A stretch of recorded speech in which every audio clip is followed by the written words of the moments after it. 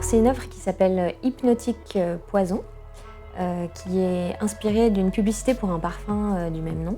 Et donc sur cette image de publicité, il y a Monica Bellucci avec un serpent entouré de fruits, je crois, et de feuilles. Et donc je viens détourner cette image de publicité et la transformer. En termes de matériaux, cette œuvre, c'est ce qu'on appelle un quilt ou une courte pointe. Donc c'est un assemblage de textiles, de molletons et de textiles. Et du coup, ces 3 couches, je viens les coudre ensemble avec la machine. Cette pièce, elle fait partie d'une série que j'ai développée autour des publicités de parfums de luxe. Comme c'est par définition quelque chose qu'on ne peut pas montrer sur une image, il y a toujours une recherche de mettre en image une forme de vision du féminin, et en l'occurrence des visions plutôt caricaturales et stéréotypées. Donc moi, je travaille beaucoup à partir de publicités que je vois dans la rue, dans les transports. Globalement, je m'intéresse à cet univers d'images qui est un peu collectif, qui vient se superposer à notre monde réel. Et cet univers d'images se vit dans l'espace public comme dans l'espace privé via après nos écrans, nos téléphones.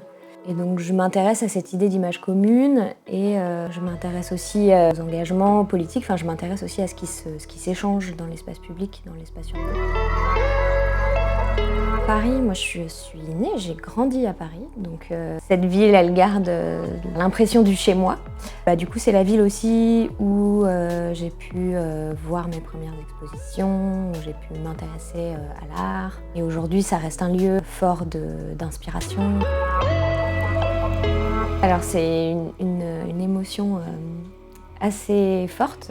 Moi je l'ai pliée en 4 et mise dans un sac de course et puis voilà, on l'amène au lieu de la collection et tout d'un coup elle prend un statut très différent et très émouvant pour moi d'avoir une de mes œuvres considérée avec autant aussi d'attention et de respect. C'est très encourageant. Pour moi, ça a commencé en bas de mon immeuble, il y avait un cours de danse qui prenait les enfants très petits, donc assez vite, c'est devenu un peu la deuxième maison. Et donc, à partir de ça, j'ai eu la chance de pouvoir continuer à m'intéresser à beaucoup de formes d'art, mais plutôt des arts vivants, donc la danse, le théâtre. Après mon bac, j'ai commencé des études d'architecture parce que je me disais que c'était un art très social, très impliqué réellement dans la vie des gens. Puis, c'est à ce moment-là où j'ai commencé à m'intéresser à l'art contemporain.